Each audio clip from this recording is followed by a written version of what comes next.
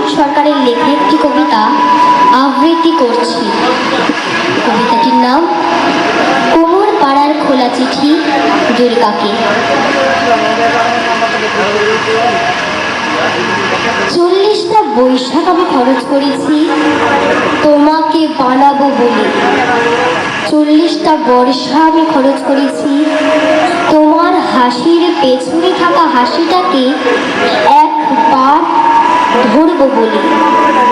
40টা ফাল্গুন আমি খরচ করেছি তোমার গ্রীবার অহংকারকে একবার চুম্বন করবো বলে। আমি কুমোর পাড়ার কুমোর।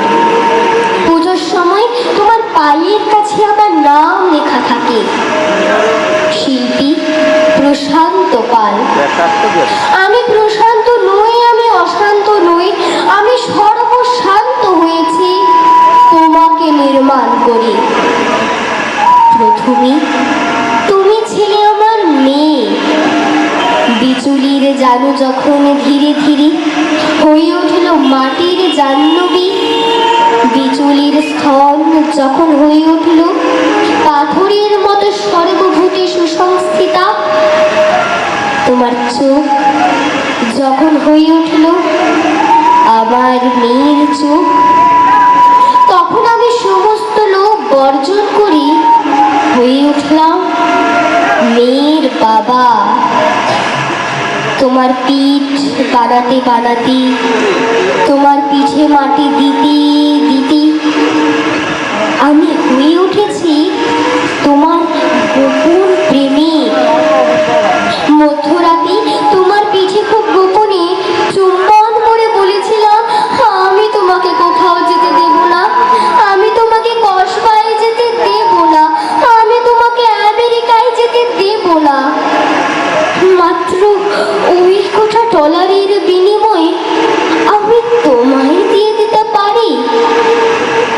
তোমার চুল যখন হয়ে উঠল নৈরিতের কালো মেঘ, তোমার চোখ যখন হয়ে উঠল অবগাহন, তোমার ঠোঁট যখন হয়ে উঠল ভাষা, কোনো দিন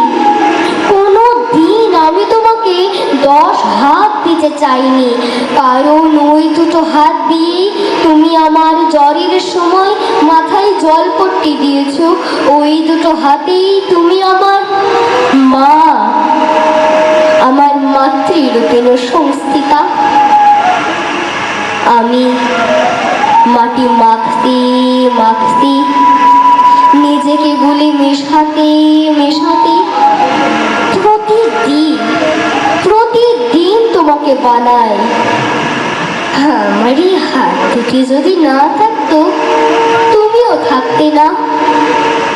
40টা বৈশাখ, 40টা বর্ষা, 40টা ফাল্গুন আমি খরচ করেছি একবার তোমাকে 2 চোখ ভরি দেখবো বলে।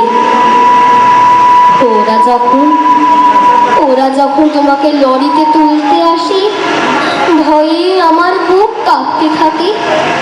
কোন বাবা পারে তার মেয়েকে লরিতে তুলে দিতে? কোন প্রেমিক পারে তার পার্বতীকে লরিতে তুলে দিতে? কোন ছেলে পারে তার মাকে লরিতে তুলে দিতে?